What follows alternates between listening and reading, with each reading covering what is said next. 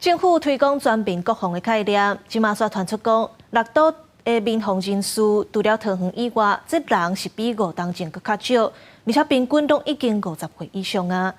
专家表示，政府就应该加添预算，增加福利，改善训练的方式，才会当请少年辈来加入。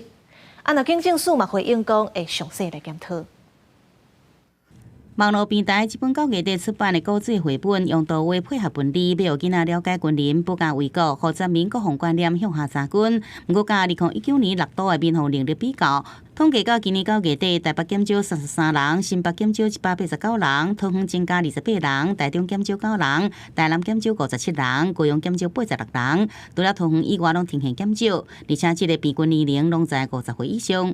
20到40岁以上的可用人口去干嘛？去从事打仗或从事国防啊。那剩余的，比如说40到45岁之后呢，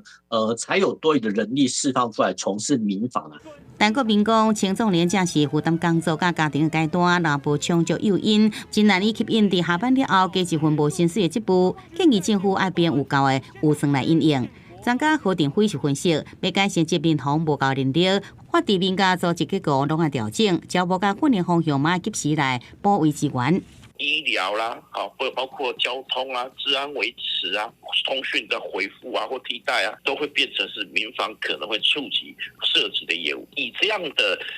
任务为核心，那民防的训练以及人力的招募，应该就可以找到一个方向。现有民防役警及役教人员49岁以下占34%，较去年增加2%。警政署正积极研议，如加入紧急出急救物与自救等，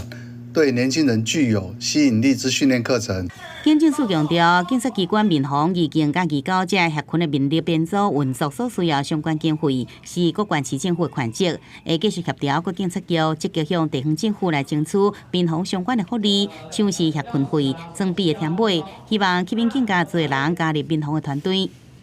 记者综合报道。